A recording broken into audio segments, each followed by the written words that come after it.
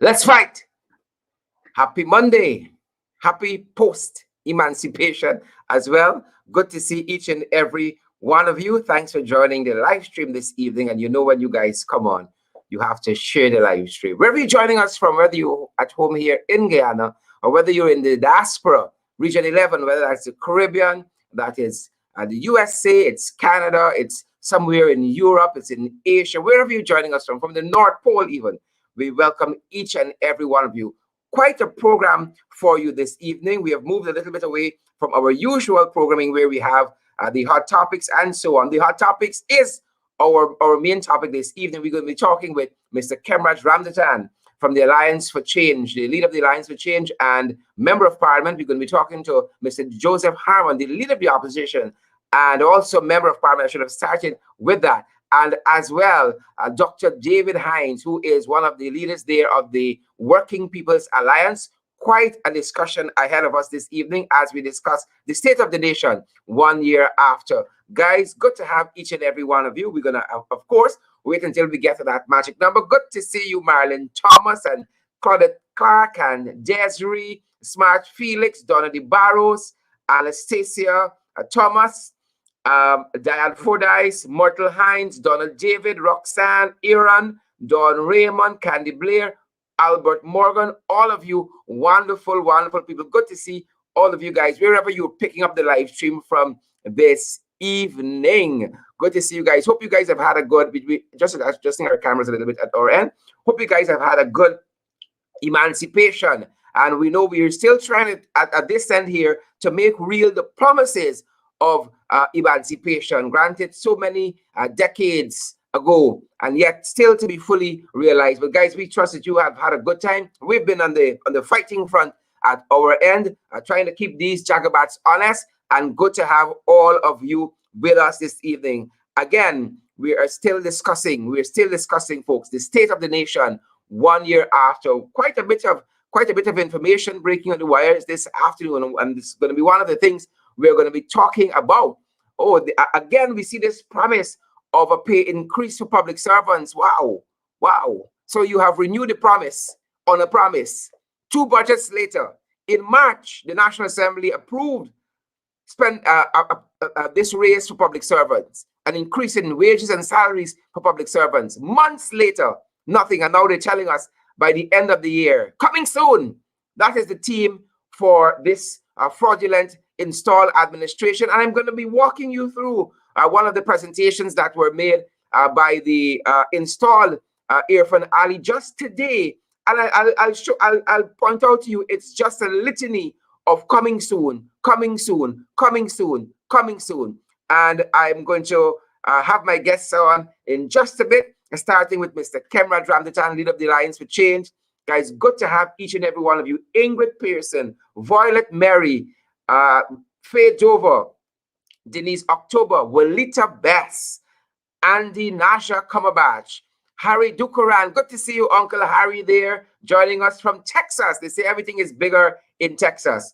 Derek Smith, Malabi Clark, Anne-Marie Selby, Andrew Cuthbert, Brenda Brafford, all of you great folks, all of you great Guyanese folks at home, and as we said, in the diaspora. Good to have each and every one of you. We discussed this evening the state of the nation 1 year after. And let me get right to it.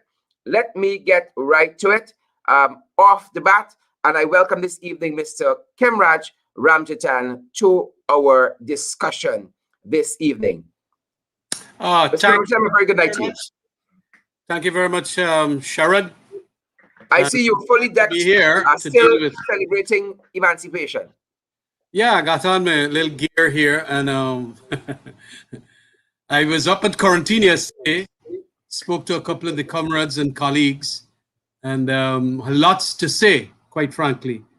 And only today, talking to a couple of some other persons on this emancipation and its significance and all of that. But, you know, we still have to carry on.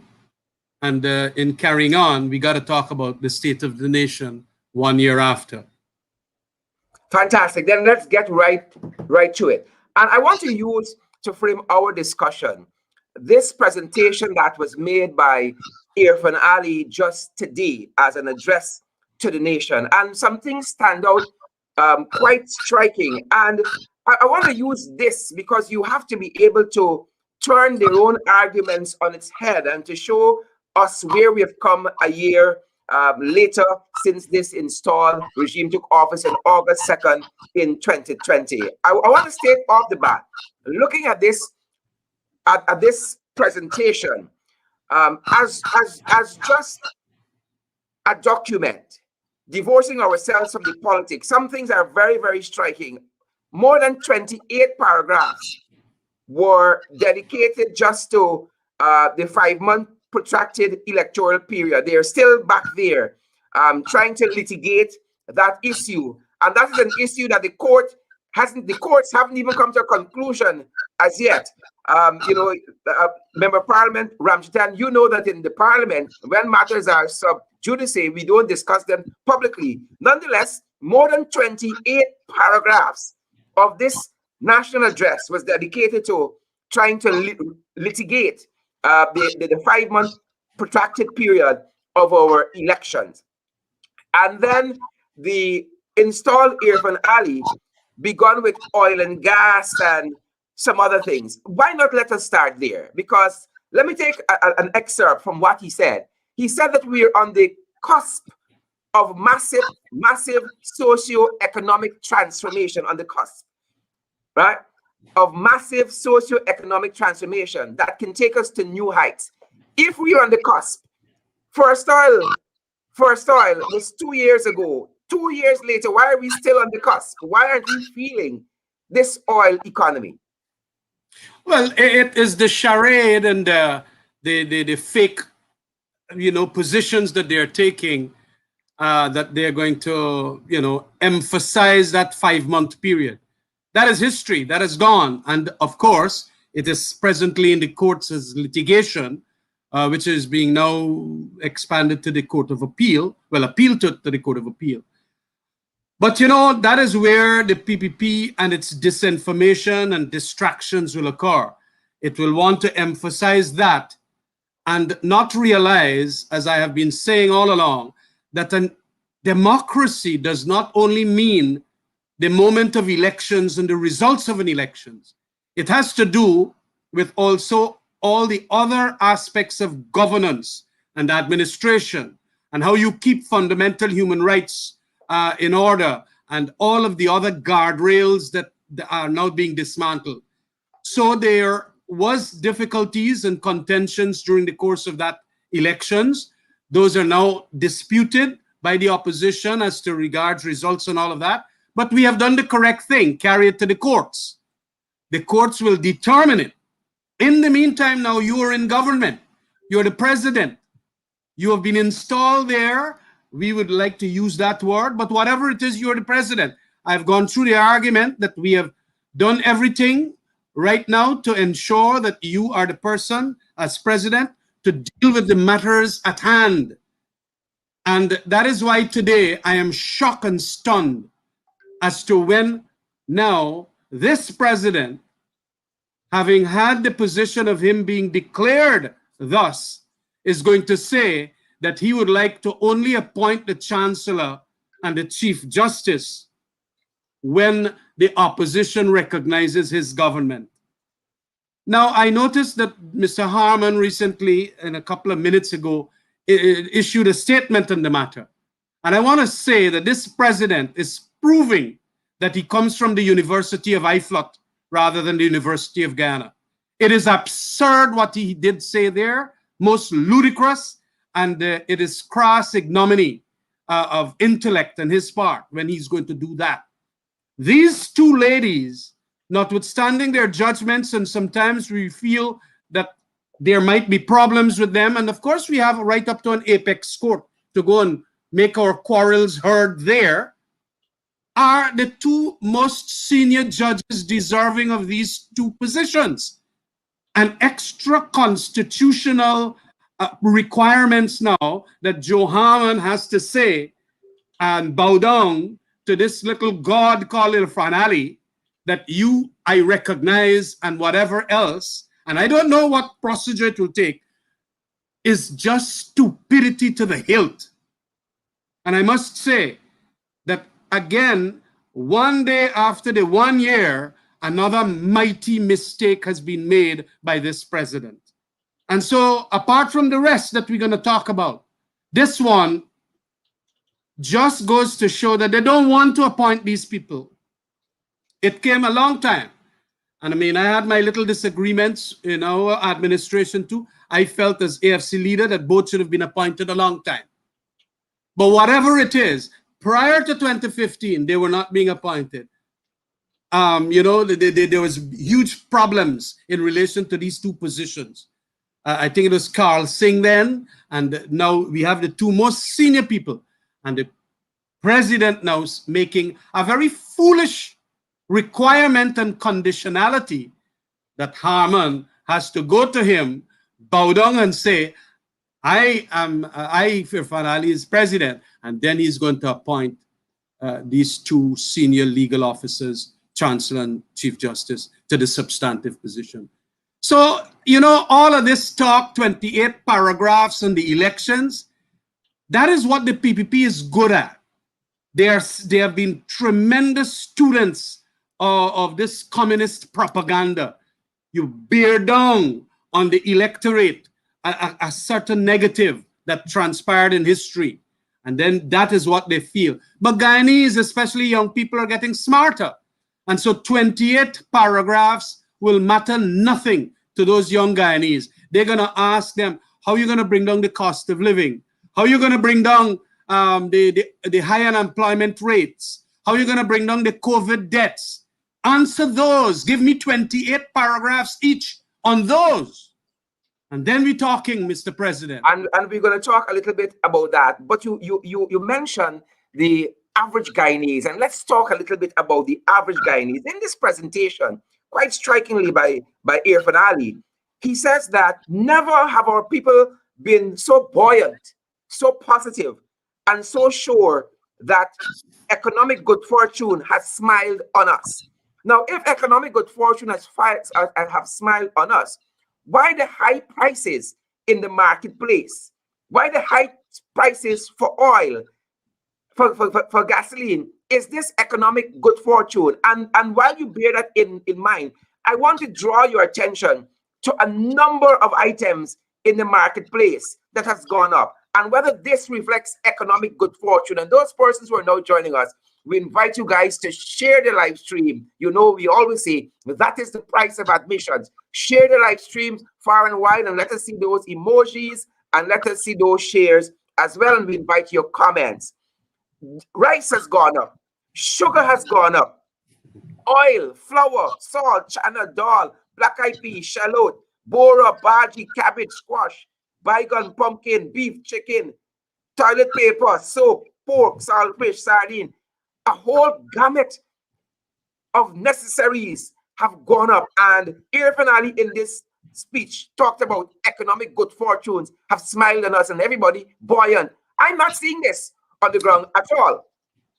The bigger the lies and the Gobelian attitude of this government is what is at play here. Bara Jagdeo knows that thing like tea. I'll tell you that. And he got a number of people there like Donald Ramutar and Clement Rohi and all of them. They know that thing. So the bigger the lie and talk about economic buoyancy in a time when Guyanese literally have difficulties getting meals, 3 meals together. It's so outrageous. But they know that when you deal with the most outrageous and the extremes of this untruthfulness about it, people kind of get hardened to the whole thing, and especially their supporters. And that is what they want to do here. I mean, it is very, very strange. I went to quarantine, as I told you, yesterday, and I spoke to a number of people. And all of them, and these are supporters of the PPP, all of them say things have gotten harder. Things tight. You mentioned everything. And also transportation cost. So many things. Prices for gasoline and the dieseline for the rice farming and so on. And they understand that them fellas this have not kept their promises. Now, we can be a little unjust because indeed there were flooding and there was COVID and so on.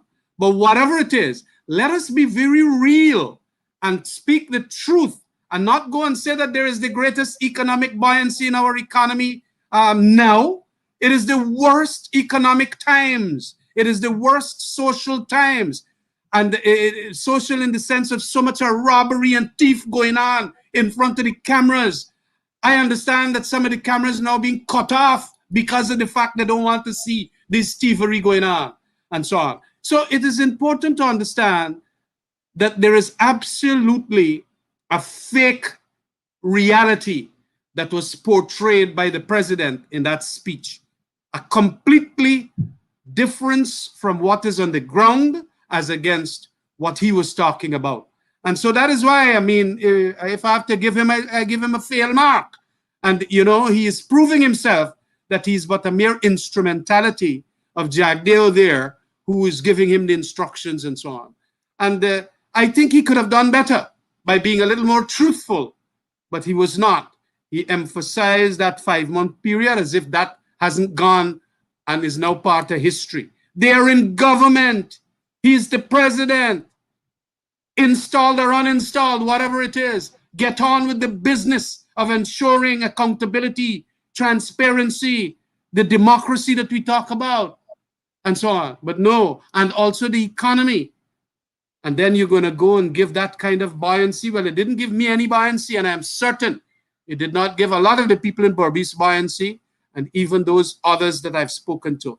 And the criticisms, you know, are coming forcefully from a number of quarters that I least expect.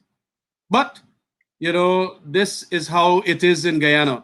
It is not going to be an easy place to govern, but I think we could do a better job when we govern with social cohesiveness and truth being the two principal pillars upon which you're going to make that governance method. And so it is important that you should not have gone on with like that. Fantastic. And viewers, as we at this point in the program, we want to encourage you guys to share the live stream as far and wide. Guys, don't let me go to fight with some of you, you know. Whether you're joining us on Twitter, you're joining us on YouTube, you're joining us on Facebook. Rupert August and Brenda Braffett, Yasmin Henry, Claudette Bovey Lewis. At this point, I want to introduce the leader of the opposition, the Honorable Joseph Harmon. Thank you very much, Sharon, and thank you very much for inviting me to this program. I was listening to Khemraj, very passionate. Khemraj is so on the money. And I just want to add to what Khemraj has said. Go right ahead, jump in there, mix it up. You know, Sharon, this program that you have here, I spoke yesterday to Adam Harris, and I was saying to Adam that we have something called, what I call digital suppression, that this PPP government, this PPP regime, that they are practicing. And so some of their numbers and so on that you see there, sometimes they are suppressing it because they know thousands and thousands of people are watching at this program. But when you look at their program, I was looking at some program being done by Mark Phillips this afternoon. For all the millions and billions of dollars we're spending on NCN, all he had was 39 people watching at him. 39. So you understand that people are not caught up by the lies that they are telling, the sort of fake news that they are producing on a daily basis. And this madness by Irfan Ali this afternoon. Look, I understand he's saying that I am responsible. I have to give him validation. Why I got to validate him? The people of Guyana said that what happened there on the 2nd of March and the results of the recount on the 2nd of August showed a certain position. Yeah. And they have to deal with that. So whether Irfan Ali believes that he must be bowed down to like a god or something, not me. Not me. I'm sure Khemraj is not going to do that either. The reality is this, is that since they were installed in office, installed or not, you are the de facto person in the office of the president. That's And right. therefore, you have to govern this country in an equitable manner for all of the people of Guyana. So you don't think that you can now just decide to blank out over 218,000 plus people that the Elections Commission gave us at the recount, and I'm sure it's much more than that. You can't blank them out for an entire year and then say that you are governing for all of the people of Guyana, that this is one Guyana. He is governing for less than half of Guyana. And what we have to look at, Sharon, is every time they come up with numbers. The last time they came up with the numbers for COVID, and they said that only 20% of the people had taken the vaccine because the rest of the people listened to AP and UAFC. So I said, well, if 80% listening to us, that is a clear manifestation of who got the support of the people. So this ignorance by Irfan Ali this afternoon that says nothing can be done because we can't have consultation. The Constitution prescribes consultation and engagement between the president and the leader of the opposition. And so he goes on to find excuse when in fact he should stand up as a man. Stand up as a man. You are in the office of the president, not Barra Jagdeo. Stand up and be counted. The people have you there. You're spending our money. You're spending our money on helicopters. You're spending our money going all across the country. And you're giving money to who you want. I saw this letter by this guy who spoke about the Muslim giveaway. All of these contracts you are giving out. What is going on? Look, only 2 days ago, I got a letter from a gentleman in Trinidad and Tobago that told me, look, there is a fellow coming into the country. He's going to Barbies, Khemraj, and he's getting 150 acres of land. And he's building some refinery or whatever it is there. None of that passed through any procurement process. None of that is advertised. And so what we are finding happening here, Sharon, is that we've had a year of no transparency. We've had a year of these assets of this country being farmed off to the friends of Barra Jagdeo, Irfan Ali, and the PPP. And let me tell you this, the local business people are now complaining. The local businessmen. So I asked one of them who called me, I said, what happened to the Georgetown Chamber of Commerce and Industry? What happened to the Private Sector Commission? Where are their voices now? Yeah. I said, no, you're coming to us. We're going to represent you because you're Guyanese. But you got to tell these fellas here that your support, you gave millions and millions of dollars to push us into opposition. Tell them what you understand, that they're thieving. Look, this statement here by Irfan Ali this afternoon, I think I sent you, Sharon, a copy of an acknowledgement letter. Yeah, and Now, they acknowledge you as leader of the opposition. yes, and I wrote to him as Irfan Ali president. What more you want? And your office, your confidential secretary, acknowledges that and sends the acknowledgement to me. So why are you trying to hide behind this question of acknowledgement before you get on with the job? You cannot convince any chancellor or chief justice that the commissions cannot meet because you're waiting on me. I made a statement on the occasion of International Women's Day when I said, I am prepared to meet with you tomorrow and deal with these appointments. So it is basically a sham. Irfan Ali is not the president. Jagdeo is acting through the back door. It's his third term. It's the third time he get in through the back door. And That's if you correct. see a statement this afternoon to that effect, Yeah. that So he Well, must not, huh? No, and I want to say that the president and Jagdeo, sorry, or the Jagdeo as president and the instrumentality or finale, they Yes. don't want to make the appointment, although the leader of the opposition has agreed that the two be appointed. That's the problem we So, have here. And I so am these two ladies will understand so let what me is set that up. coming down. Let me set that because up. you know what? If Khemraj, they like to keep people acting That's right. so that they can keep the sword of Damocles over their That's head, correct. and Yes. so that is a threat. And so what we're seeing here in Guyana is not just about these two appointments, but all of the illegal transactions that are taking place. And so there's an element of fear. There's a That's lot correct. of people who are afraid now to come out and say that you're giving away everything to the Yeah. Trinidadians. But we don't Yeah. have no fear. We can say it because we see it, and our people come to us and That's tell us correct. what is taking place. Leader of the opposition, as we're on this point about you acknowledging them as a legal government and them acknowledging you as leader of the opposition, it's madness. And for those persons who are Yeah. joining us, Yasmin, Henry, and all of the other folks, Claudette, Bobby, Lewis, we invite you guys to share the live stream. We said we have a responsibility to bring you the credible and valid information, and you guys have a responsibility to help us to circulate it. So invite you guys wherever at home here in Guyana you're joining us from, wherever in the diaspora you're joining us from, to share the live stream.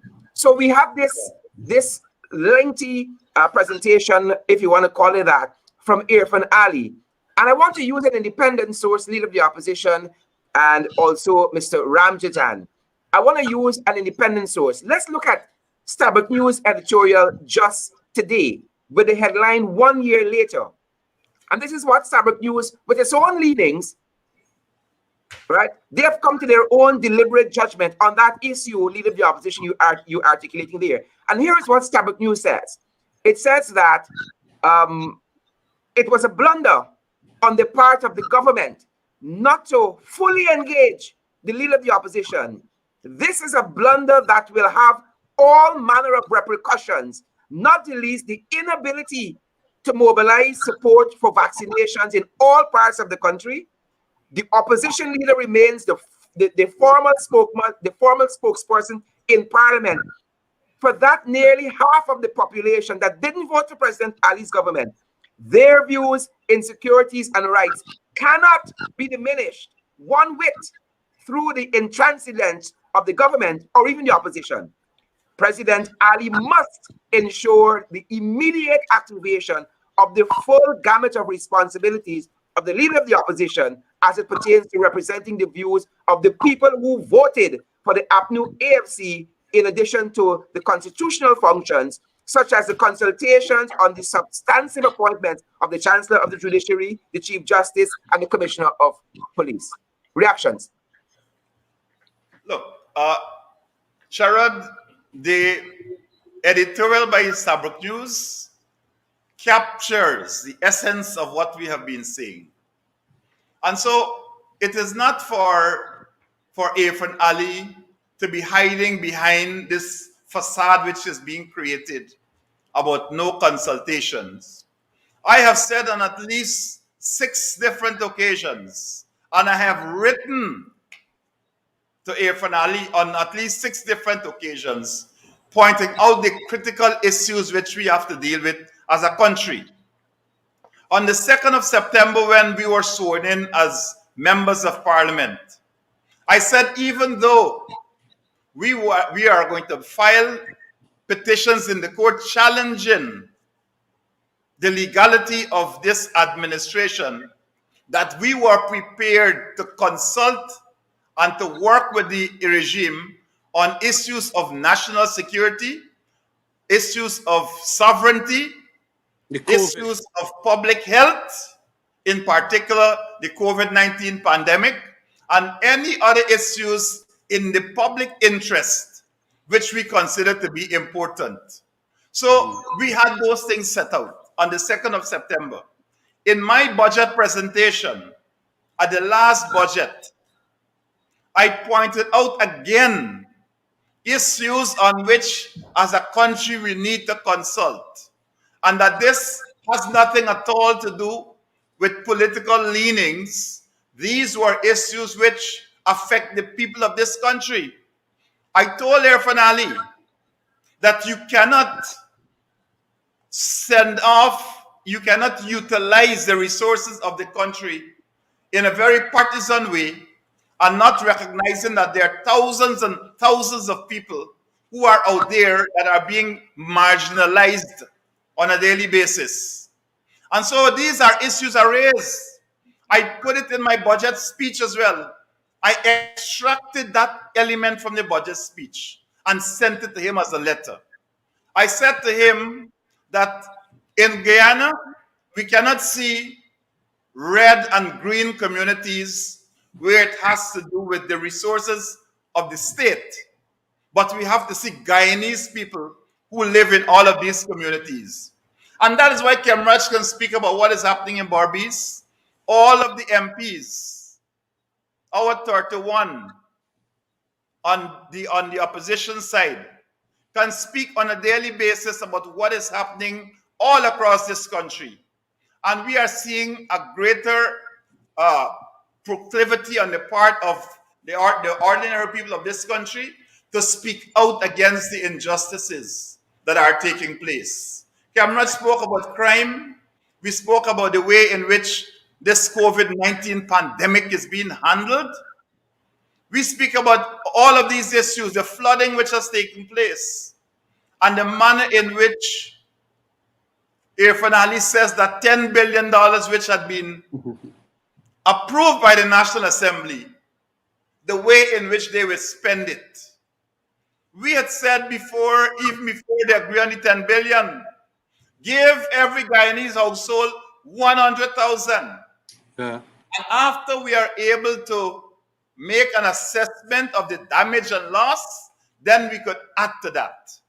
So this 10 billion they got from Parliament. They also got money from the European Union. They got money from US aid.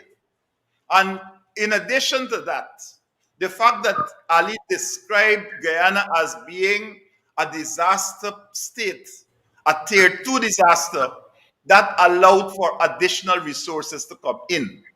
But what are they doing with this money and all these things they're bringing in? The people still under pressure. Yeah. If since May, I believe, we agreed to this money, this $10 billion, you wait until one day before your 1 year up to go and say sharing out money. These things just show that there is no real heart or no love for the people in what they do. And let's pick up on that. The education grant, just a few days before the 1 year up, just to tick a box to say, oh, we did this, we did this, we did that. So I'm saying, Sharad, that this government, this regime, they get a fail grade. In fact, I don't even believe they actually, Irfan Ali actually gets on the table for a grade, because somebody say A, B, C, D, E, F, he gone right down to Z. They used to have one called U, unclassified. So let's circle back a little bit up to this presentation. I want to get your reaction on some other issues. This lengthy statement that came out of Irfan Ali. I said early on, Leader of the Opposition, that there were over 28 paragraphs dedicated to the 5 months protracted electoral process. There were 13 paragraphs dedicated to COVID. There were 7 paragraphs dedicated to the national flooding. There were 2 paragraphs dedicated to the border dispute or territorial integrity. 2 paragraphs dedicated to that. While I'm there, this presentation seemed to be a presentation, as the folks share the live stream, that can be themed coming soon. He outlined and he walked us through a mere 7 things that they were in the process of executing. 7 things in this entire presentation. I don't know how long he took to read it to the nation, but I want to walk through some of the things he said are coming soon. He highlighted, mind you, about 7 things that they are currently undertaking and over 20 things coming soon. Yes. The Linden to Mabura section of the highway, coming soon. A road at 58 Country Creek, coming soon. Purika to Goshen Road, coming soon. Temerity Bartica Link, coming soon. New bridge across the Demerara River, coming soon. Schooner to Purika feasibility study, coming soon. New highway from Eccles to Mandela, coming soon. Oh, this is their campaign manifesto. Yeah, those are campaign promises. Rehearsing for the nation. No work has been done on them. Ogle to Eccles Highway, coming soon. Gas to Shore project, coming soon. Amilo Falls, coming soon. Solar generating, coming soon. The LCLS, they gone back there, coming soon. 20,000 scholarships that were supposed to have been awarded in July, still coming soon. They have not given out one scholarship, but they have said, promise fulfilled, coming soon. Yes. The establishment of a world-class oil to gas institute, coming soon. Specialty hospital, coming soon. And so this was the speech, coming soon. No, well, that is what I am saying here, Sharon. It is important. I know your question is directed to leader of the opposition, but this is what they're good at. They then go tell their supporters that all these things that you have just emphasized here will be coming soon. And so they can live in that hope, whilst they are starving.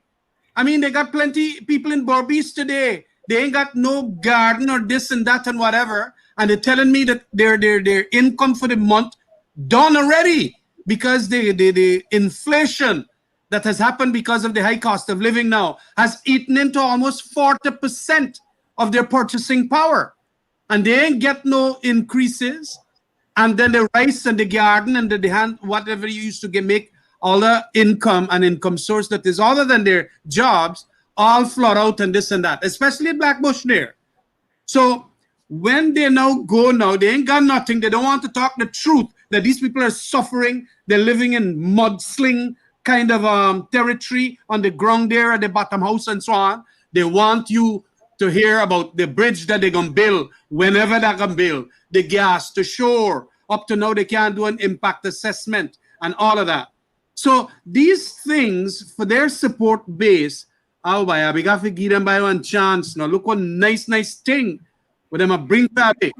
And I want people like you to de-emphasize, because people already know that it's a pack of lies. Nothing will happen except that they're going to steal more and they're going to discriminate against the public servants. I want to tell you yesterday when I was talking to them what came up. And it was a sugar worker that brought this thing up. When we said that we had to make a decision in relation to sugar workers, because the topic always comes when I go Bobby's. And they say, man, but y'all shouldn't do that and so on. And you have to rationalize it. I said, when you compare this thing, when we went into government, we gave Gaisuko $16 billion. We loved you guys. We had Mr. Granger, myself, Harmon, everybody in that cabinet said we can't close down nothing. We can't rationalize nothing. Although indeed the thing was coming up for all of that. 16 billion we give you. The second year, 2016, we give you $11 billion to save that industry. 2017, $9 billion we gave you. You know what this government did when they got into government? Immediately, not even having a commission of inquiry, they knock off about 2,000 public servants. Nowhere in the world, the humanism of the APNU AFC administration could have been, it was very explicit when in 3 years we spent at $36 billion, $1 billion every month on sugar workers. And when I start talking to them like that, they say, if it's true, I want to treat them black man, so all them public servants and knock off black people. And we treated the sugar workers with a humanism that saw them gaining $1 billion for 36 months for each month of that 36 months.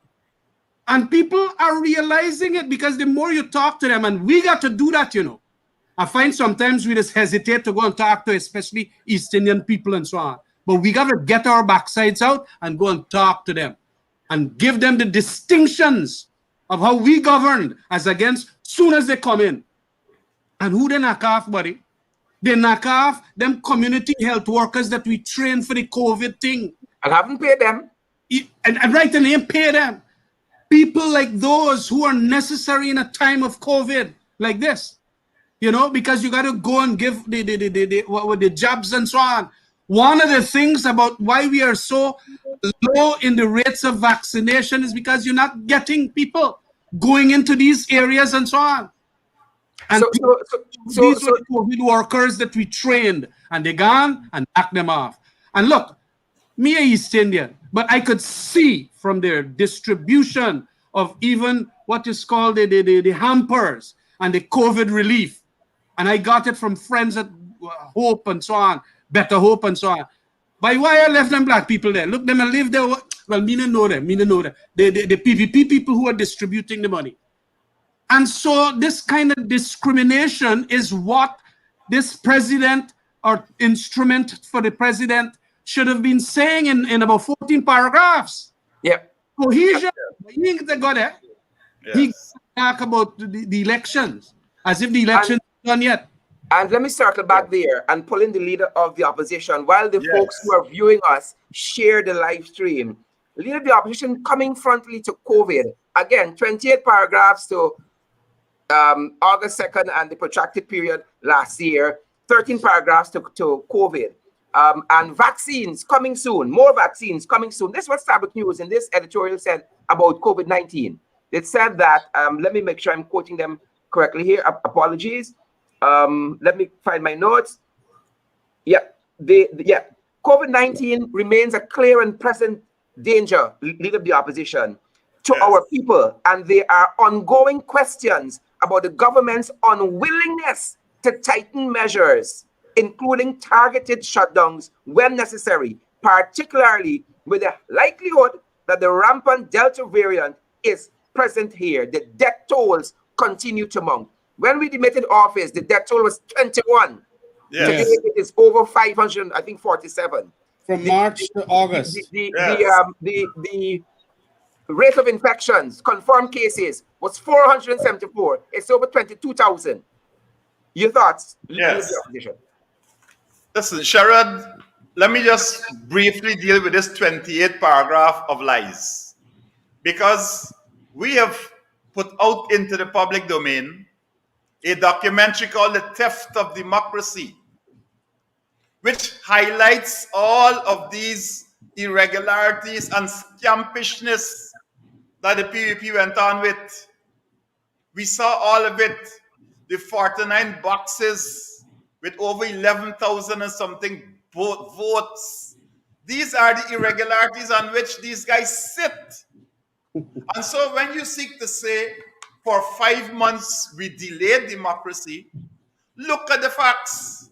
Look, Sharon, you can take me almost a whole night, but let me quickly tell you this, that after the 2nd of March, from the 4th of March going on, the PPP started a campaign to make Guyana appear internationally as an unstable place.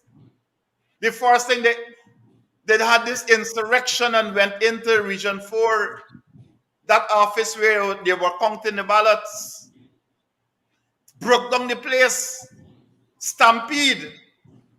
And I basically said, look, now that we have the opportunity to look in retrospect, the same thing that happened on the 6th of January on Capitol Hill, where those people were actually validating the votes, is the same thing they did here.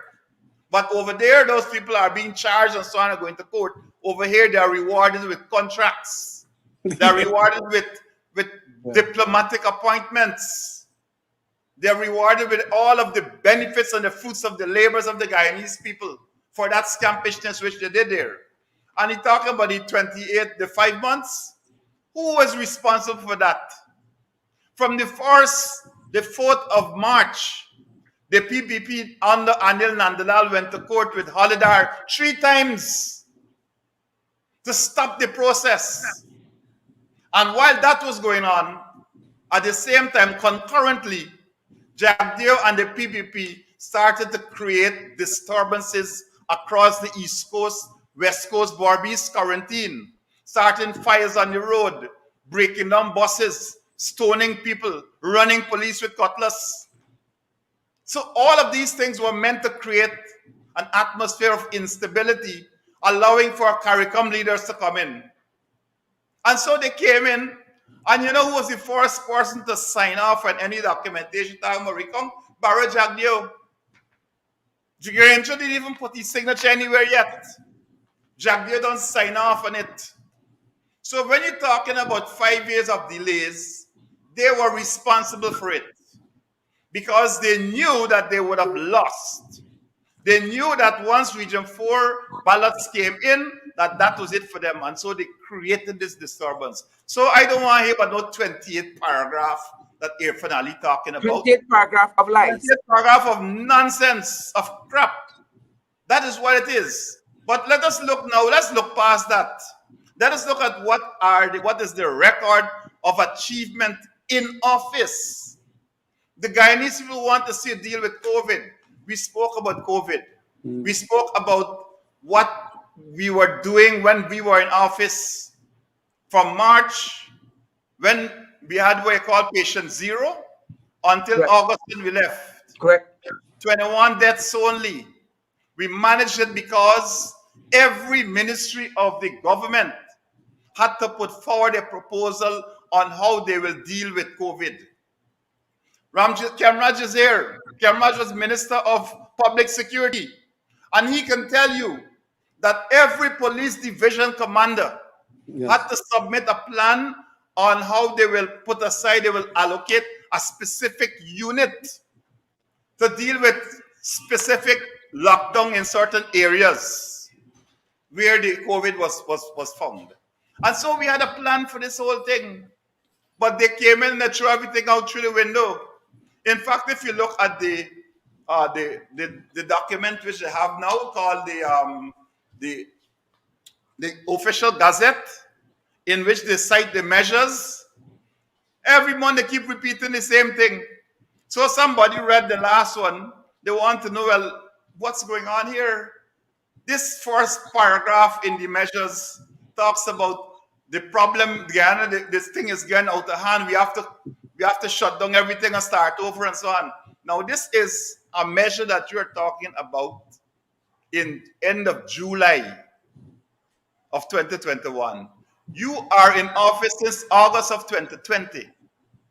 And until now, the narrative that you put out there is the same. The only thing that they change are some of the measures. And those measures that they're changing have no thought being put behind it. No scientific basis on which they are citing, on which they are relying to put in place these measures affecting our lives, our livelihood. And then, of course, we deal with the question of the vaccines. You know, they're complaining that, okay, our vaccine rate is low. But so many thousands of Guyanese people are turning up, people are lining up now, they can't get the vaccine. They nearly break down the Ministry of Health during last week. Break down the fence.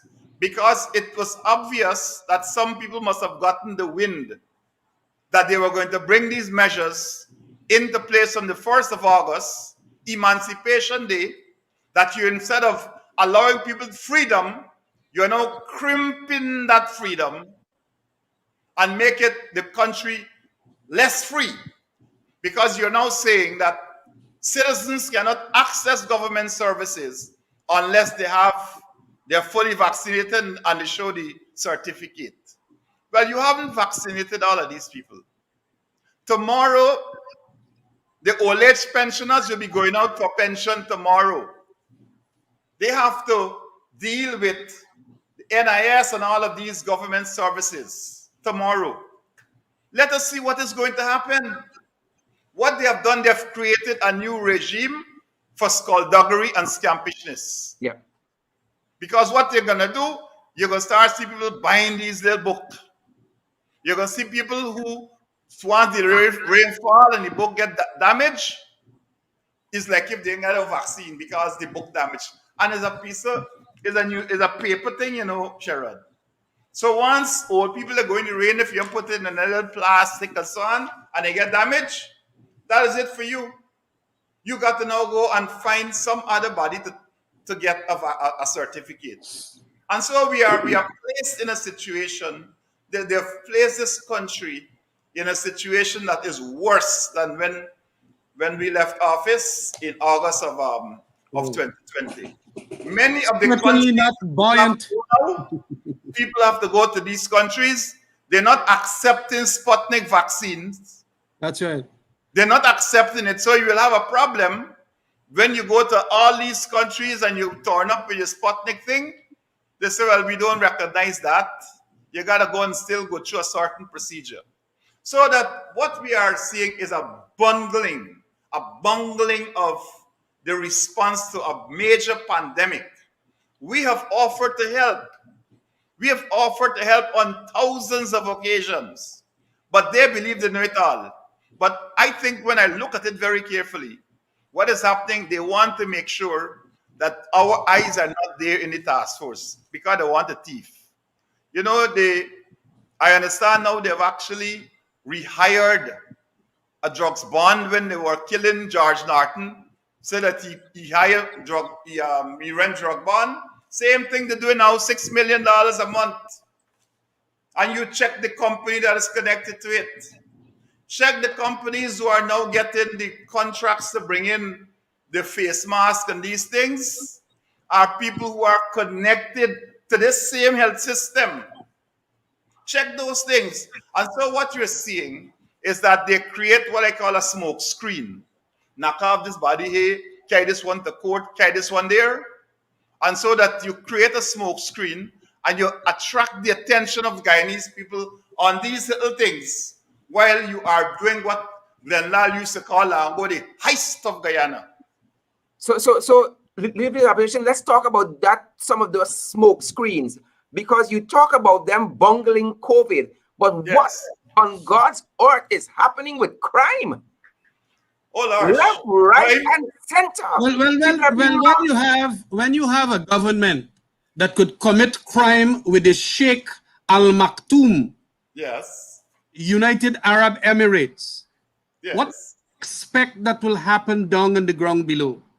I have always said this, that the exemplars of criminality are largely those big boys. And as you can see from that kind of contractual arrangement for the Sputnik, and also now that you get so much of drugs going to, what them countries name? Belgium and I know else. Germany. And we talk about Panadol and some Right. cocaine. When we talk Exactly. about Panadol and aspirin. Yes, exactly. So, you know, these fellas create what is called that climate for people to deal with it, apart from the economic hardships. Because a lot of people feel that when they are doing it that way and they have no qualms in doing it, why not? We should do it too. And that is why you're going to have all across region, street rob, street this, street, all kind of street. And even, you know, as I mentioned, some of the video equipment, I understand they're turning them upwards to check out the sky as if they turn telescope. They're going into the cosmos instead of the ground now, watching what is happening there. And, you know, it is some people that are supportive of the PPP joking up the thing. Nighttime, I understand. Broken up all the cameras that you bought from the Chinese to get this smart city program effected. Yes. And even private people now are catching all the crimes out of, and a number are not being reported. Yeah. Like those Chinese people that got robbed there, Japanese people, they look like Asian. All over The place. It is not being reported. And then I don't know why they are coming with this. I believe that the police force is not being professional again, because we noticed that a number of things are happening there. They are not wanting the professionalism via the police service commission and so on. And so you're going to get public relations department putting out statistics that are not true. The whole police force now has gone haywire, askew, totally askew. Elections are being rigged at the Police Service Association, or whatever it's called, Police Force Association, so that it could bring up certain people who are going to then say, we recommend this person for commissioner of police. Yeah. They are not Yes. interfering with police service commission members, court orders, and so on. And you know the whole gamut about it. Yeah. So, Yes. and then you have, that is not a good thing for such a sensitive organization. And all kinds of things will happen there. And so Yeah. the situation is going to come off and go big time. And you're going to see a variety of other crimes happening. Kidnapping, hijacking, all kinds of things going to happen. Execution, murder is going to happen more now. You're going to find out. It's just near happening, you know. A lot of people inside of this cocaine dealership and so on, and let's bring them from Colombia and so on, they can start fighting Mati there. All kinds of things can happen. Yes. And piracy will come back in. Leave your opposition. Yes. Just before yes. you jump in, I want to alert our viewers that we're going to go into a little overtime. Bear with us. We're in overtime. And as you are with us, still share the live stream. Lots of you haven't taken the opportunity to share the live stream, and we invite you guys to do so. The leader of the opposition, their own supporters, are saying, what y'all doing with this crime? Yes. Well, Sherrod, you know, this crime, we have a criminal cabal that is in charge of crime. And like what people say, when you put cat to watch milk, you know what is going to happen. Now, we have actually filed a no confidence motion against the Minister of Home Affairs because the PVP themselves ain't got no confidence in the police because they want to break up the police force, and it's taken a long time for them to do that because we have a strong police service commission that has taken a strong stance on the matter.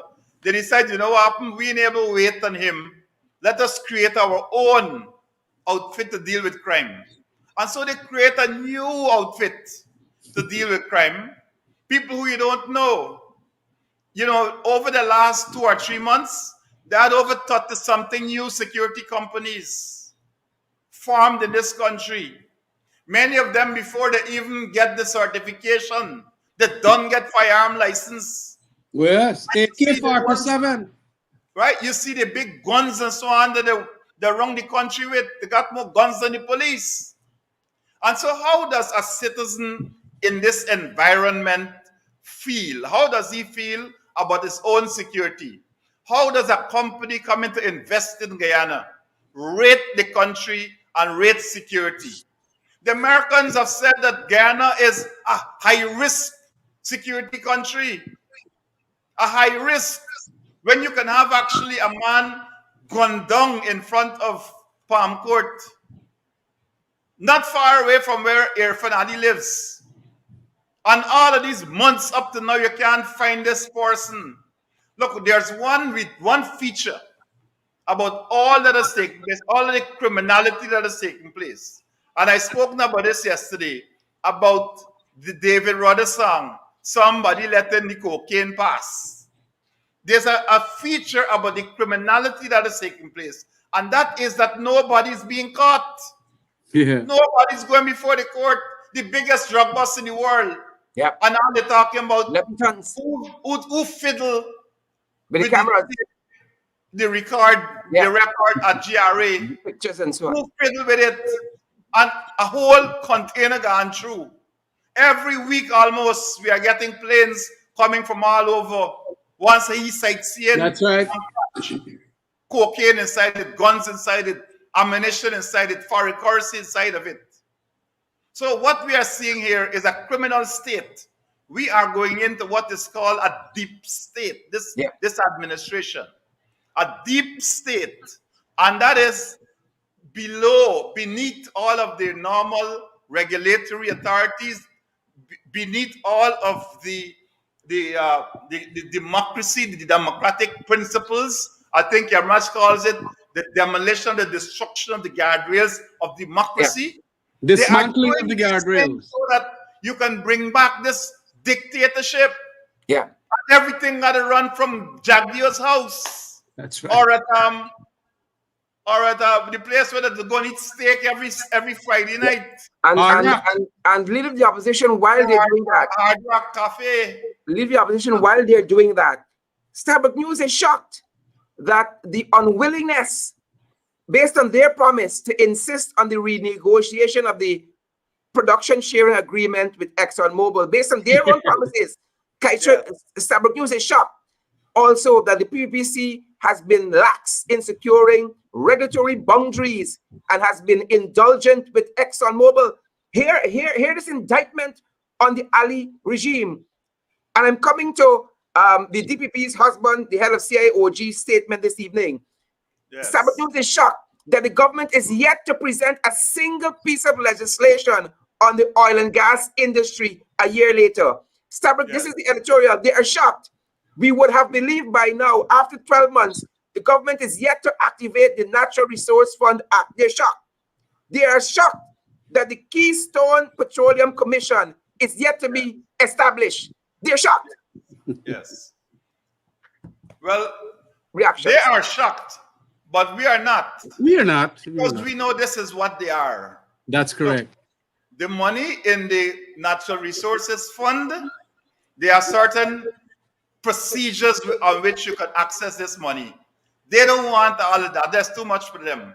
Now, I read yesterday or day before yesterday, they said that they got 80 million US for the first lift or something like that. Now, we don't know how much is the real amount. They have never really disclosed to this nation the arrangements or the agreements that they have entered into for the sale of the oil and gas. And you know, sometimes some people get upset with Denlal. I get upset with him sometimes too. But let me tell you this, he is on a right track where this oil and gas is concerned. They're thieving that money and they're not protecting us. They're not protecting us, they're not protecting our children in relation to those sums of money which should come into that fund. They are doing all sorts of craziness. The Ministry of Natural Resources, they are issuing licenses like mad. The EPA that's meant to give a protection to us, our environment, they are issuing licenses simply on a telephone call from a certain gentleman in Pradoville too. And so they have a head of the EPA that is now saying all of these major projects, which by law requires an environmental impact assessment, that these things are not needed. So I take off the box and say, you can go. So in relation to our oil and gas, and in relation to all of the other assets of this country, what these guys are doing, they have broken down all of the protections that we have put That's there. Right. So they can put their hand inside it and just share out to the people who they want. Look, when we were in government, you imagine that the AP and the AFC entered into agreement with Nigeria or Ghana or some one of these places to sell oil. The madness that would have taken place here. This administration goes and sells oil to India at a price that we don't know about. But they sell it to India, and nothing you hear from Transparency International, nothing from the Private Sector Commission, nothing from the Georgetown Chamber of Commerce and Industry, and nothing from all these bright people that used to write against us. Nothing. What is going on with them? Why have they become silent? We as the opposition, we got to keep hammering it. And we have to keep educating at the point Khemraj raised just now. We have to keep educating our people, bringing them up to date with the information that's available to us. Very often, if we don't go into the parliament and ask a question of these ministers, they're not saying anything. This country is being run from Hard Rock Cafe. It's being run from the private homes. And according to this gentleman who wrote this article in the papers the other day, contracts are being awarded in mosques and these places. But let's talk about that. Let's talk about that, leader of the opposition, because you made some comments about a lot of a category of people seem to be getting a lot of contracts and so forth. Yes. And then this evening, I don't know, I'm pretty young in this business, whether we've had such an endorsement from a religious organization that we've had in the Central Islamic Organization's Director of Education. Is this Sheikh Moin Ul-Haq? And for those persons who don't know, this is the husband of the Director of Public Prosecution. Yes. And Moin Ul-Haq wife, at the beginning of the Ali administration, dropped the 19 fraud charges against Irfan Ali, dropped the Yes. fraud charges against the now Attorney General, Yes. installed all that they are, Yes. Mr. Nandilal, dropped the charges against Claudette Singh, the chairman of GCOM, dropped the Yeah. charges against Ashni Singh and Mr. Brassington. Yes. Right? Drop all of these fraud charges, and now here is the husband of the director of public prosecution, almost as though he's on the campaign trail and on the lectern, giving what Demwaris call a ringing endorsement of President Ali's performance over the last year. But he and Sabak News seem to have watched a different movie. And I want to invite at this time an executive from the Working People's Alliance, Dr. David Hinds. Reactions, guys. Welcome, sir. Thank you very much, Sharon. And you're bringing me some heavyweights tonight. Let's fight, sir. Reactions. I'll give David an opportunity, Sherrod, but just let me say that there's enough in the public domain that will allow for persons to believe that this statement by the CIOG is really coming from an organization that seeks to support one of their brethren. I have irrefutable evidence from persons who are businessmen that actually went into the mosque during Ramadan and accosted by Irfan Ali, telling them but this and now they support AP and AFC, and asking one of them to tell him about any business transactions he got with Joseph Harmon. This is a businessman of long standing, and this is in the mosque. This is in the mosque. So when I read this article by this gentleman who speaks about all of these things, and you know, in all the 28th paragraph, the 7th paragraph, the 13th paragraph, up to now they didn't answer this letter yet, you know. Up to now there is no response to the letter that has been written in the newspaper. So when the CIOG and organizations like that come out, I am expecting to hear the private sector commission, the business people, and other organizations coming out. But I don't know. This is a Muslim thing as far as I'm concerned. Dr. Hinds. Well, Sharon, good night. Happy emancipation to Khemraj and Joe. Thank Look, you. Thank you, I think we have to go back to the 5 months period. And I think a lot of these organizations and individuals take their claim to the PPP winning the election and doling out resources to them. So I think what you're really seeing is really aligning up for our resources and saying, look, we stood by you in those 5 months.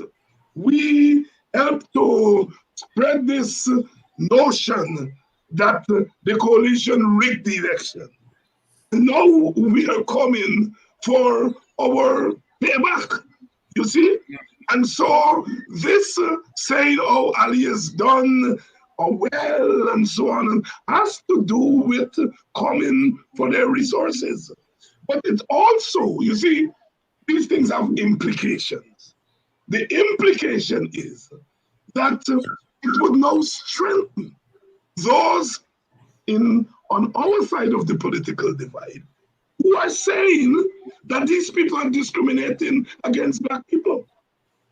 You see? And the PPP, they're not crazy.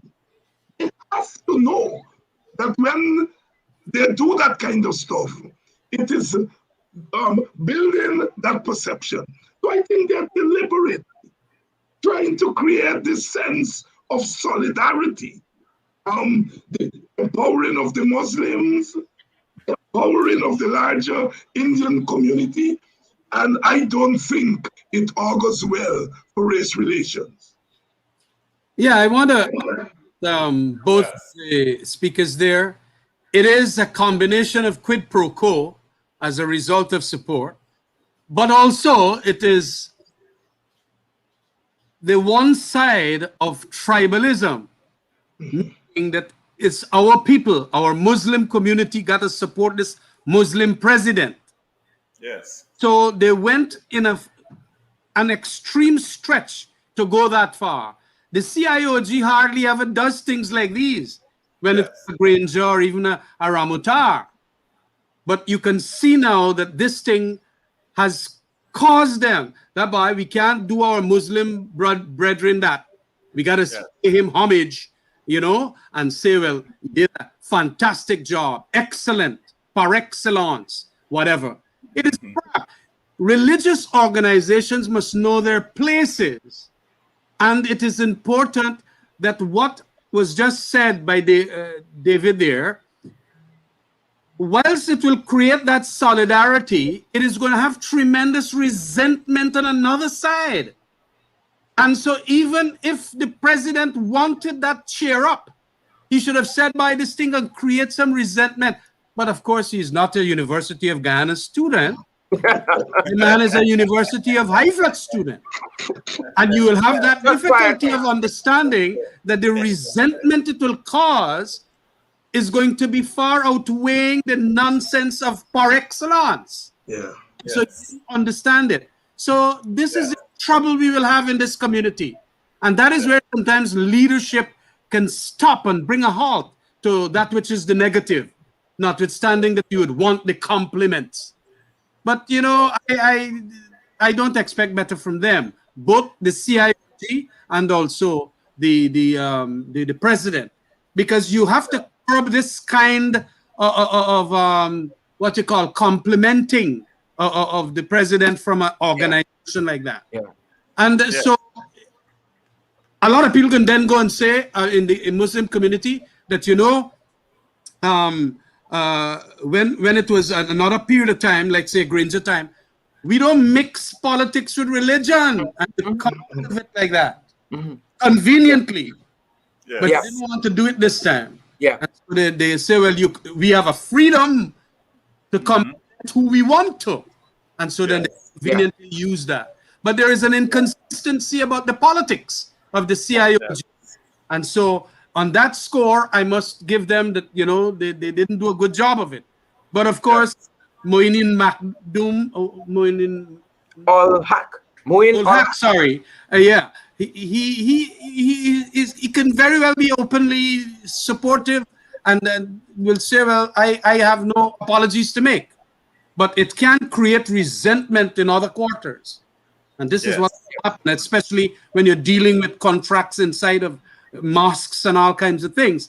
And then that very telling letter written by, is it Rajesh Prasad or something like that? Yes. Leading the opposition is David Hinds right, is Dr. Hinds right, is Khemraj right, that this is kind of a payback, because in this 5,000, not 50,000 jobs, 50,000 words presentation by Ali, he thanked the stakeholders who helped them into office, but he didn't thank, for instance, the frontline workers for COVID, the frontline workers for the national flood, and so forth. Is this payback?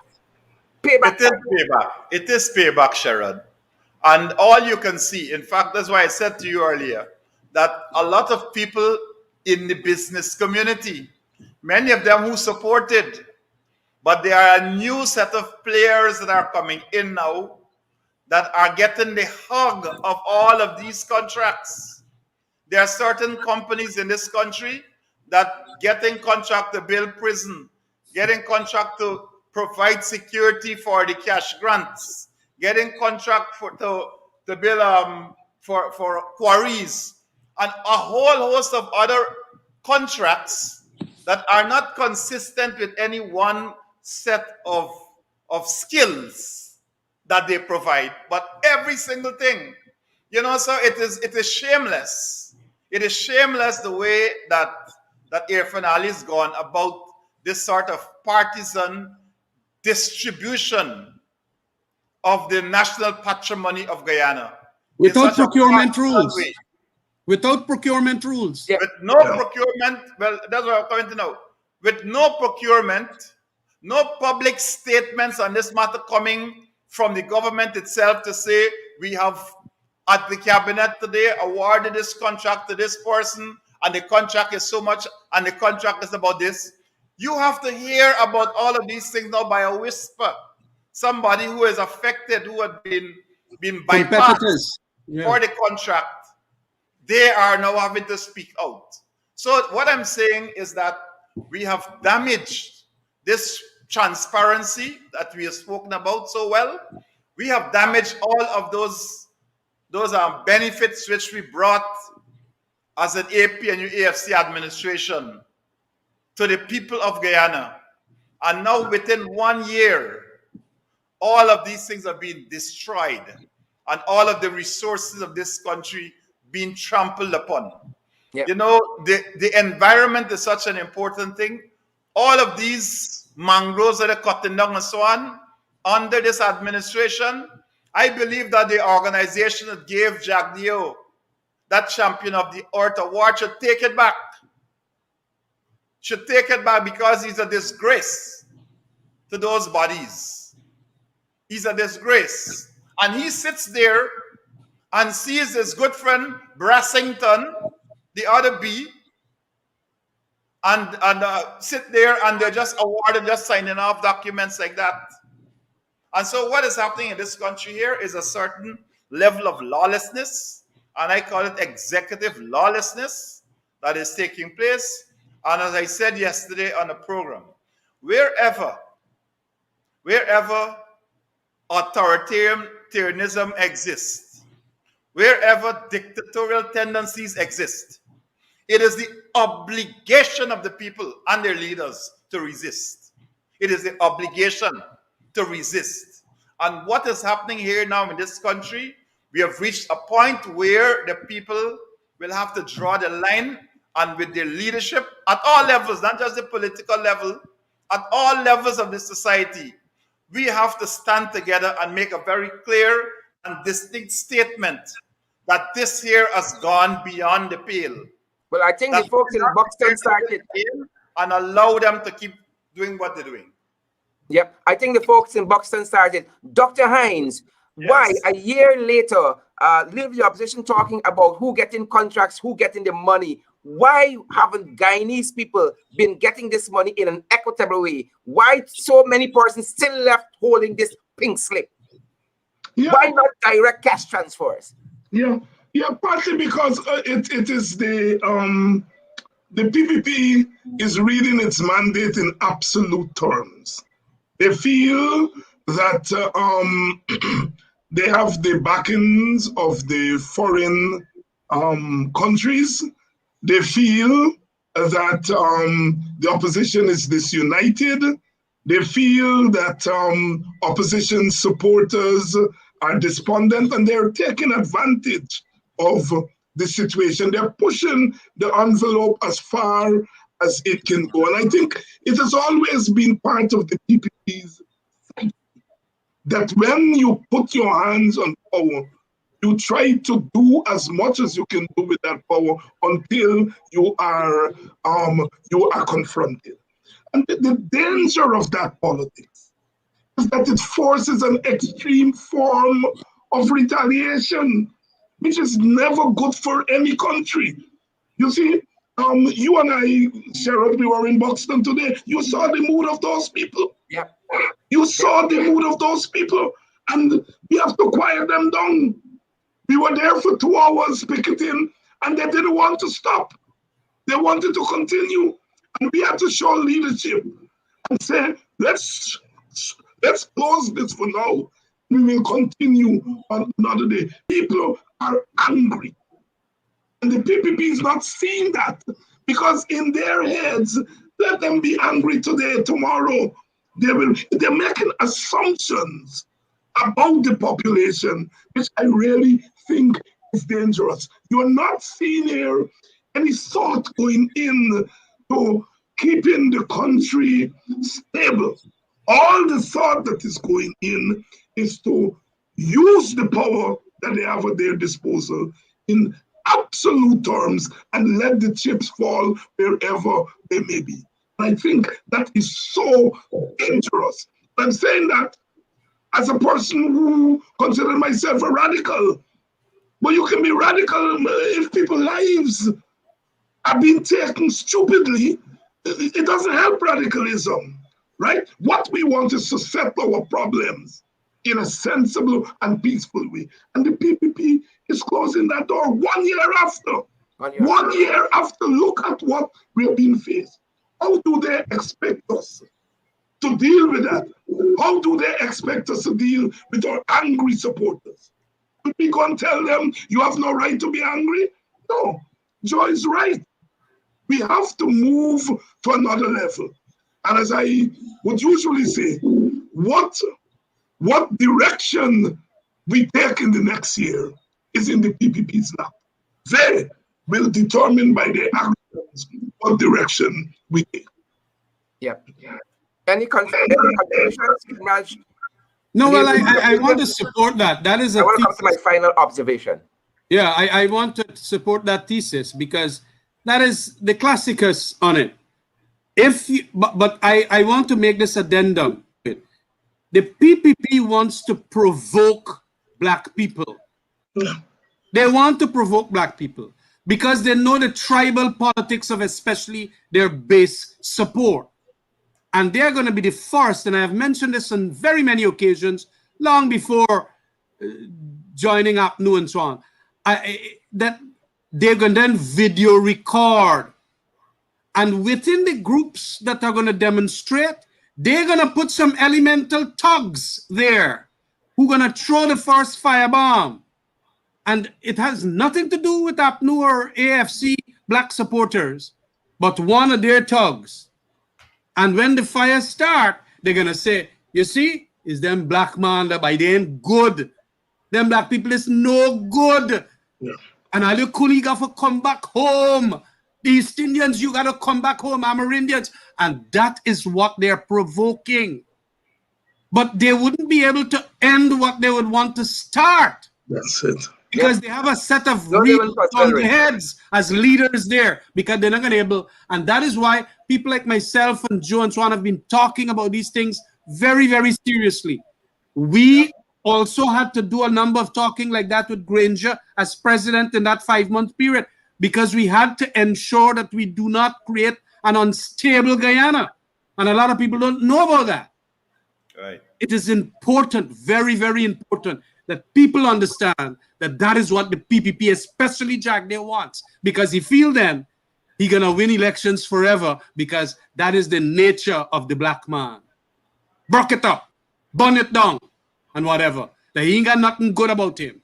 And that's the stereotypical thing that PPP, as a gut reaction in this kind of tribal politics, want to see happen. Yeah. We must not allow that to happen. Yes. We will provide the leadership that it doesn't happen. But we got to knock the PPP as to where they're creating the provocations. And it will come. People who get sense, people who will appreciate, especially their supporters. Leader of the opposition, my final observation, Khemraj and Dr. Hinds. One of the things that His Excellency David Granger took a lot of flack for is this notion that he didn't like press conferences and all of that. But I know you, Leader of the opposition, in your portfolio as the Minister of State, I almost said Secretary of State, that too, stood countless times and explained to the nation the deliberations and decisions of cabinet. Starbuck News, again, speaking to the larger notion of accountability, said it is more than just meeting citizens. They said accountability has a much broader canvas. And here, the government has much work to do. Communication of cabinet decisions and explanations of them has been found wanting. The public has a right to be aware of decisions taken by the cabinet and their justification. The covert issuing of 2 trawler license early in the life of the administration remains a source of concerns. Ministers have given explanations as matters arise, but this has to be done in a structured way. Regular presidential press conferences have been a useful vehicle for the head of state to explicate and enable engagement with the media. But Ali, thus far, seems disinclined. They don't want accountability, largely. Your thoughts, and then Khemraj and Shara, this is because Irfan Ali is not his own man. Barra Jagdi is running the show. And he had the temerity to say when asked a question about post-cabinet press conferences, they say, you don't know, but you don't go to cabinet. You don't go to cabinet. So this is the arrogance. This is the contempt for which they hold the people of Guyana. Because the cabinet meetings obviously makes no decisions, but it's the meetings after the cabinet meeting at another place where they make these decisions about our health, our welfare, the security of this state, the resources of this country, and the social cohesion of our people. These are decisions which must be communicated to the public by a sitting cabinet. This is how you deal with transparency. This is how people understand how the business of governance takes place, and the ability of the media to question you on all of these decisions that you make. It's not just about you sitting down and making a press statement and it goes out like that. Open yourself to being questioned. Let the media come in. Don't select one or two persons. Let everybody come.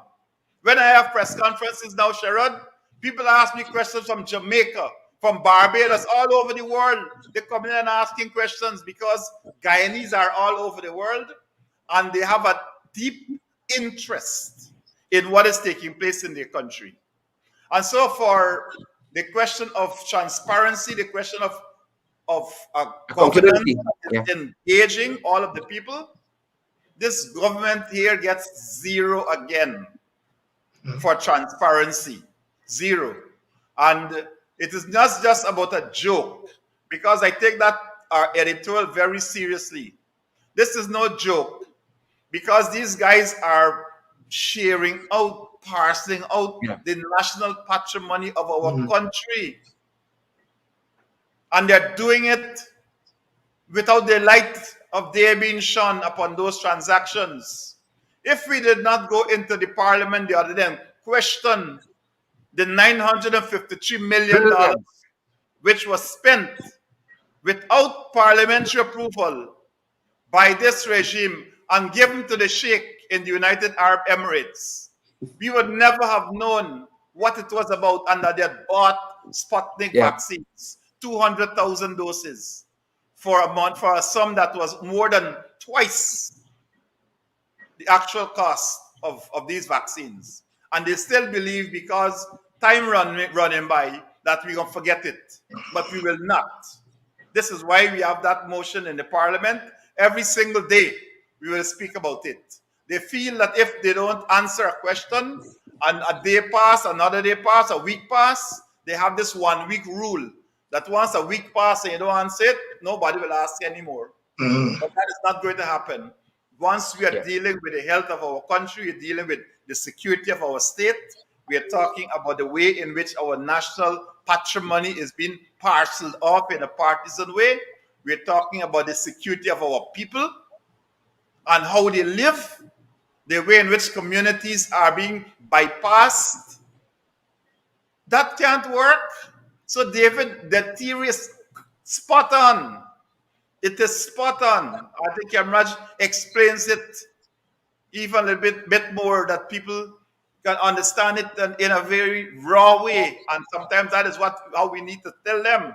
Tell them it's raw, because that is what they understand. Yeah. And I think, David, I want to commend you also for the work that you have done since your return here in raising up the sensitizing people to these realities which we are facing in this country.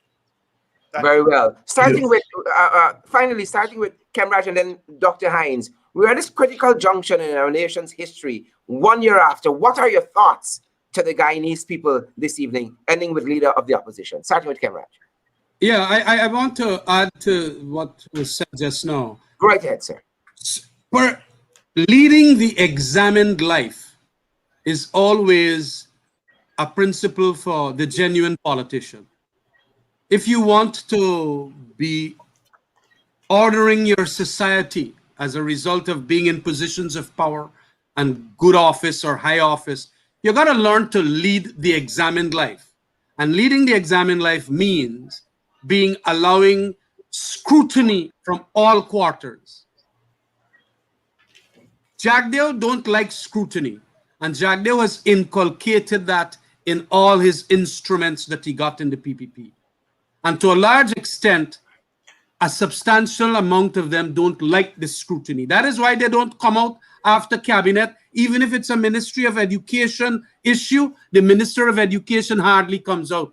Or this Robeson Ben in relation to the $700 million for some regional security.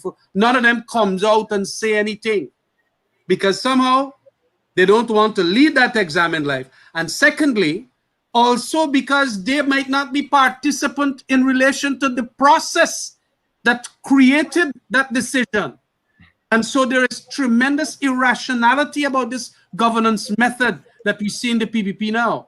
They sometimes don't even know what this money was when it went to the Ghana Defense Force, $700 million for crime fighting.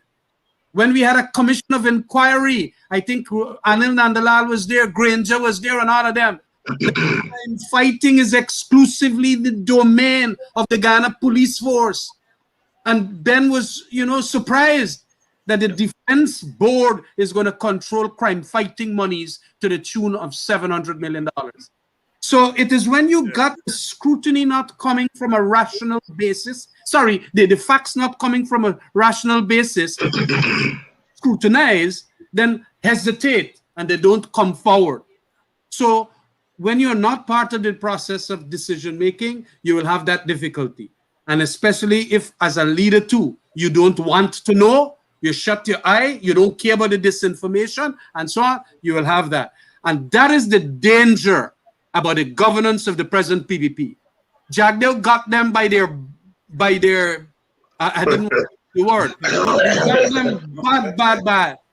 And all they now got to take the instruction. And when they ask for a reason, they're not given the reason. So they have absolutely nothing to go to the press for, because when the press asks the very first question, they get scatterbrained. That is what happened to Zulfikar in relation to that fishing license. That is what happened. And that is what is happening all the time now. Yeah. Dr. Hinds. Yes. I just want to say to our supporters and the population in general is that no society that has gone through the history that we have gone through, the struggles that we have gone through, ought to stand for this nonsense any longer. And so therefore I want to make a direct call to our supporters to come out and give us the backing. There are many ways we can protest, but our leadership needs the backing. We need to know that you all are there with us in a tangible way. We have to continue to change this narrative. I read today that the PPP is saying that they're not going to promote the Chief Justice and others until Mr. Harmon recognizes them. Mr. Harmon has already recognized them. Mr. Harmon is in Parliament with his troops. Mr. Harmon is not standing in the way of them governing. It is they who have not recognized the opposition. Who have not recognized the right of the opposition to participate. That's right. The opposition is part of government. They are bound by the Constitution. Whether Mr. Harmon say, I recognize you or I don't recognize you, they are bound by the Constitution to include the representatives of half of the population in government. They are the ones who have not recognized the government, the opposition. They are the ones who have not recognized the right of the 200,000 voters who voted for the opposition, their right to exist in this country as free citizens, their right to participate in the economic health of this country, however small. They have disrespected the supporters of the opposition, and in doing so, they have de-recognized the opposition. Our immediate task is to get them to recognize the opposition. That is our immediate task. And we have to fight on all fronts. Like I said, we've got to change the narrative. We've got to let Guyanese know it is not the opposition that is not recognizing the government.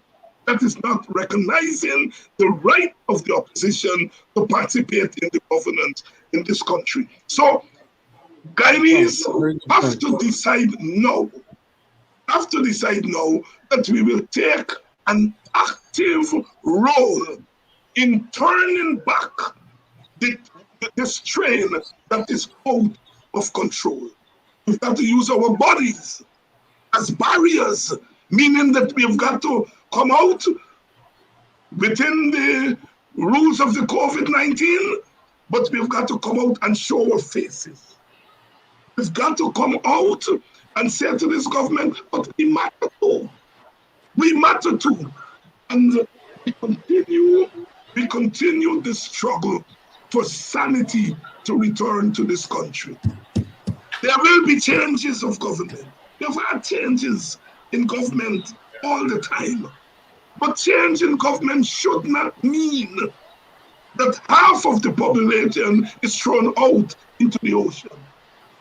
We have to stand up, and this emancipation is a good time to say that we brought down the most inhuman system the world has ever known. It took us a long time, but in the end, we brought it down. And if we can bring down slavery, then we can bring down the callousness that is passing for government in this country. Thank you, Dr. Hinds. The final words go to the leader of the opposition, Mr. Harmon. Well, Sharad, I think this has been a very hot program. There are very, very strong views that have been expressed. I concur with those. In fact, I can close by saying I concur. But certainly it is important that I add my own little voice to those statements that have been made.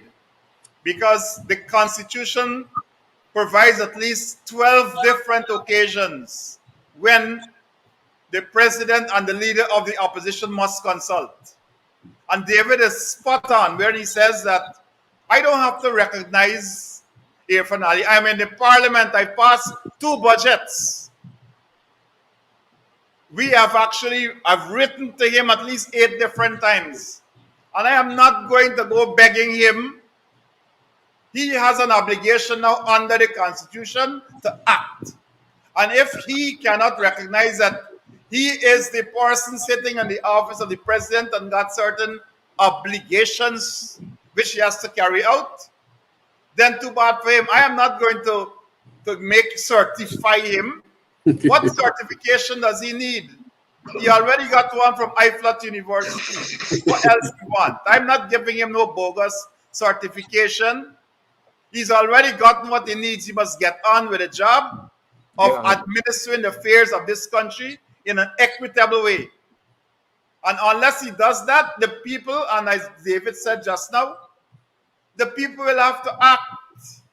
Yeah. And as leaders, we will provide that quality of leadership for them.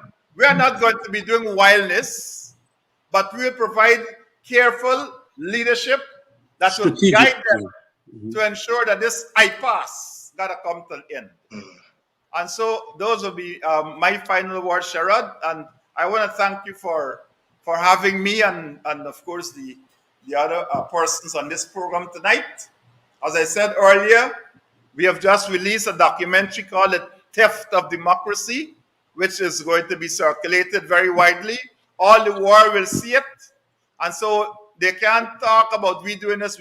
It is in a documentary. And it is already out. And I'm recommending it for everybody to see, because that is important for us as the opposition, for people to understand that we are in a place where we ought not to be. But since we are there, our responsibility is to get rid, is to expose and depose of this regime, because all they're doing is governing for themselves, their friends and family. This is not a government of Guyana. This is a government of grabbers. That is what GOG for them means.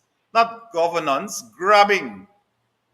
And as the leadership, and I want to echo those sentiments by David, that we will provide that quality of leadership. We'll provide that guidance for our people and all of the people of Guyana. Because not only our supporters are feeling the heat, their supporters are feeling it too, and they are coming to us to give them representation.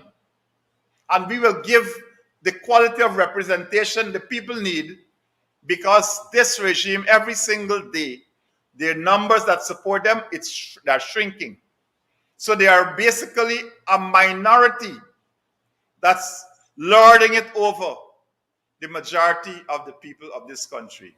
We will stand with that majority, and we will stand and we will confront this dictatorship that is now standing in the place called a government of Guyana, what I call the government of grabbers. Thank you very much. Fantastic. Leader of the Opposition, Joseph Harmon, Dr. David Hinds, Executive within the Working People's Alliance, and Khemraj Ramjattan, Leader of the Alliance for Change. I want to thank you all for being part of the program this evening. The State of the Nation, 1 year after. Thank you, gentlemen. Thank you very much, Sherrod. Great. Folks, there you have it. A little over our time this evening, but thank you for staying with us over time. I don't want to detain you guys 1 minute longer. Sanitize, social distance, wear your mask. Do stay safe, ladies and gentlemen. Practice all of the COVID-19 protocols that are there for your health of your friends, your family, and your loved ones, and yourself. Do stay safe.